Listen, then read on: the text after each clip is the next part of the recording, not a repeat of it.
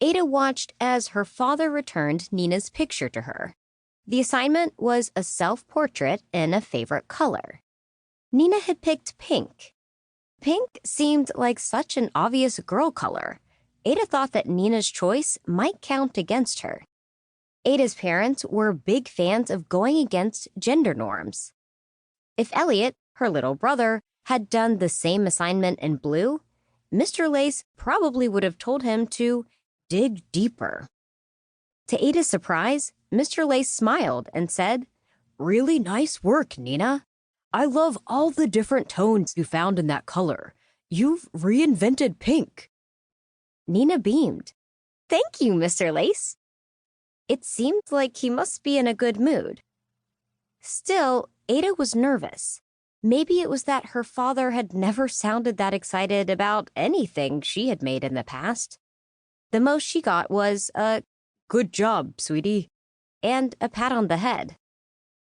As he handed the other kids' pictures back, Ada listened to his praise. She tried to take it as a positive sign. "Very nice contrast, Ethan. I can really see the details. I love what you've done with the ponytail, Pixie. Good texture. Look at those eyes, Casey. Brilliant." So it was a surprise when Mr. Lace slowed near Ada's seat and placed her picture face down in front of her. His mouth flattened into something that was almost a smile. "Ada," he said, and nothing else. Ada turned over her picture. There was a note that read, "See me," next to a check mark. Ada looked at her self-portrait. She had tried to draw a picture of herself. She really had. But it ended up looking like a sheepdog rather than a girl with floppy bangs. So instead, she had drawn what was in her head: equations for Newton's second law, Einstein's mass energy equation, and the Pythagorean theorem. She had thrown in some of her favorite constellations for good measure. The color she used wasn't like anyone else's, and she had added a little glitter to make certain details stand out. It had taken her a lot of time and effort, and she was pleased with the result.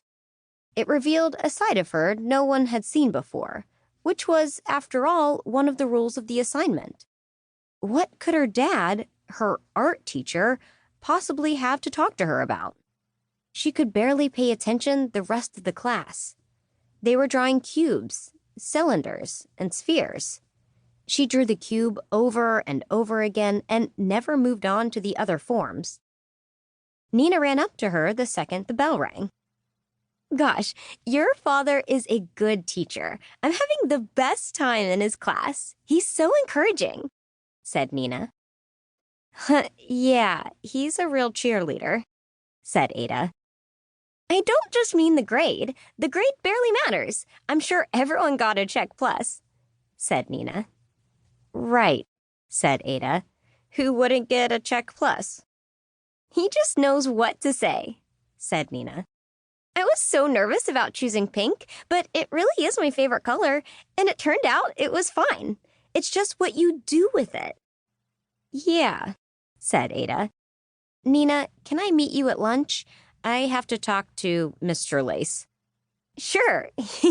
It's so funny to hear you call him that. Nina scooped up her stuff and bounced out of the classroom. Ada approached her father's desk.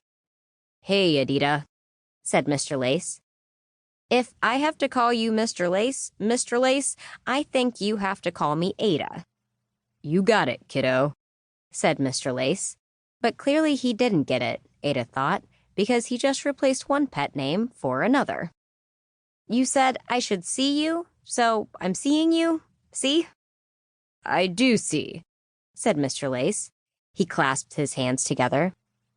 "I know I'm not the best artist. I'm not like you and Mom, but I'm trying." "I know, sweetheart, and your work was fine, but it wasn't exactly what I assigned now, was it?" "What do you mean?" Ada said. "That was my self-portrait." "That's funny. It doesn't look like you." Mr. Lace chuckled.